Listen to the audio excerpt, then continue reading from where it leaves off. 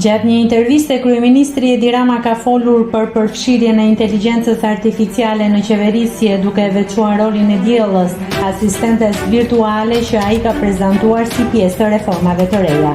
Rama vlerësoi aftësitë e saj unike dhe theksoi se nuk ka interesa personale duke shmangur ndikimet familjare apo privilegjet individuale. Së pari, ju se dini nëse jam unë apo një version, por sa kohë flet nga kanali kryeministrit është përgjegjësia ime.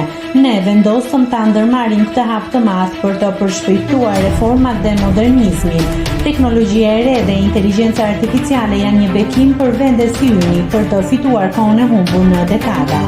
Diella që në shqip do të thotë diell është praktikisht një diell që nuk perëndon kurrë, ajo nuk flet, nuk lodhet dhe nuk ka interesa personale, ajo nuk ka kushurim, që janë një problem i madh në vendin tonë, nuk ndryshon mendje dhe nuk i intereson nëse pushohet nga puna, u shpreh Rama. Kryeministri theksoi se përmes diellës Shqipëria synon të shfrytëzojë inteligjencën artificiale për të përshpejtuar reformat dhe për të sjellë një standard të ri transparence në administratë.